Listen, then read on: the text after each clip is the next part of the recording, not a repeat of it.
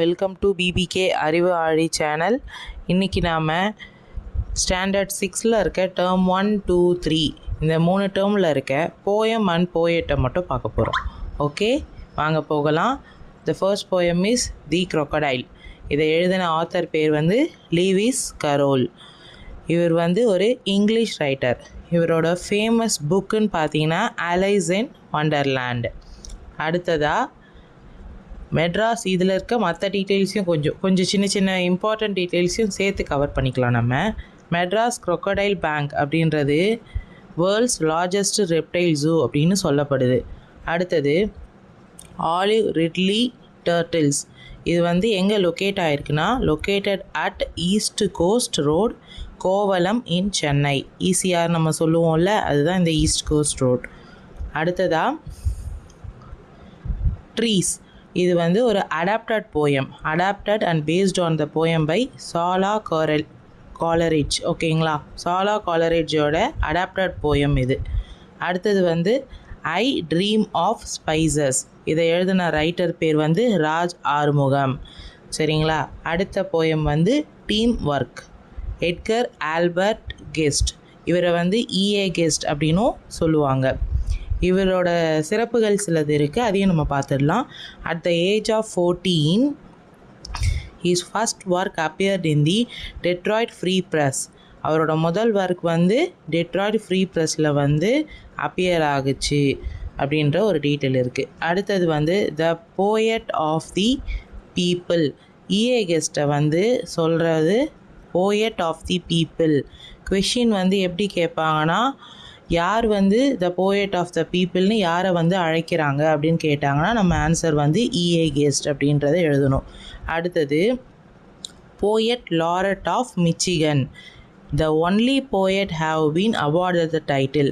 அதாவது இந்த டைட்டில் வாங்கின ஒரே போயட் இஏ கெஸ்ட் மட்டும்தான், போயட் லாரட் ஆஃப் மிச்சிகன். இது ரொம்ப ரொம்ப முக்கியமான ஒரு பாயிண்ட் கூட, கண்டிப்பாக கேட்கக்கூடிய ஒரு கேள்வி அது. அடுத்தது பார்த்திங்கன்னா ஃப்ரம் எ ரயில்வே கேரேஜ். இந்த போயமோட ரைட்டர் பேர் ராபர்ட் லூயிஸ் பால்ஃபோர் ஸ்டீவன்சன். ஓகேவா, இவர் ஒரு ஸ்காட்டிஷ் நாவலிஸ்ட். எதுக்காக அவங்களோட ஊரை நம்ம மென்ஷன் பண்ணுறோன்னா அது ஒரு கேள்வியாக கேட்க வாய்ப்பு அதிகமாக இருக்குது. ராபர்ட் லூயிஸ் எந்த ஊரை சேர்ந்த ஒரு ரைட்டர் அப்படின்னு கேட்பாங்க, நாவலிஸ்ட்டோ ரைட்டரோ அப்படின்னு கேட்டிங்கன்னா அப்போ ஸ்காட்டிஷ் அப்படின்றது நமக்கு தெரிஞ்சிருக்கணும். அதுக்காக தான் இந்த பதிலை நம்ம தனியாக படிக்க சொல்கிறது. அடுத்தது இவர் ஒரு மியூசிஷியன் அண்ட் ட்ராவல் ரைட்டரும் கூட. இவரோட ஃபேமஸ் ஒர்க்ஸ்ன்னு பார்த்தீங்கன்னா ஒரு 4 புக் இருக்குது. என்னென்ன அப்படின்னா treasure island. First one treasure island, second one kidnapped, third one strange case of doctor Jekyll and mister Hyde, fourth one is a child's garden of verses. இதை எப்படி நம்ம சுலபமாக ஞாபகம் வச்சுக்கலாம் அப்படின்னு பார்த்தீங்கன்னா, ஏன்னா 4 ஒர்க் இருக்கும்போது நமக்கு சில டைம் கன்ஃபியூஸ் ஆக வாய்ப்பு இருக்குது இல்லையா. ஸோ எப்படி நம்ம சுலபமாக ஞாபகம் வச்சுக்கலான்னு பார்த்தீங்கன்னா ஹைலேண்ட் அப்படின்றத ஞாபகம் வச்சுக்கோங்க. ஹைலேண்டுக்கு போகிறாங்க, அங்கே இவரை கிட்னாப் பண்ணிடுறாங்க. யாரை கிட்னாப் பண்ணிடுறாங்க?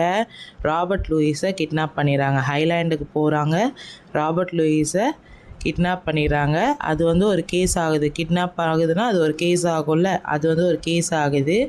அப்புறம் அவரை ஒரு சைல்ட்ஸ் கார்டன், ஓகேங்களா, அங்கே இவரை கண்டுபிடிக்கிறாங்க. அவ்வளோதான். இந்த 4 க்ளூவை வச்சுட்டு இந்த 4 இதையும் நம்ம டாப்பிக்கையும் நம்ம ஞாபகம் வச்சுக்கலாம்.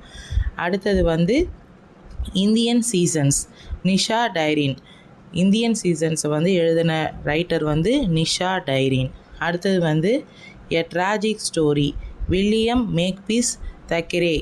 ஓகேவா, த ட்ராஜிக் ஸ்டோரி எழுதினவர் வில்லியம் மேக்பீஸ் தக்கரே. இவர் ஒரு இங்கிலீஷ் விக்டோரியன் ஏஜ், ஓகேவா, சார்ந்த ஒரு ரைட்டர். இவரோட ஃபேமஸ் புக் கிடையாது, நாவல், வேனிட்டி ஃபேர். ஓகேங்களா, important place in the realistic literature. இந்த vanity fair important place in the realistic literature அப்படின்னு சொல்லிட்டு இருக்குது ஒரு பாயிண்ட்டு.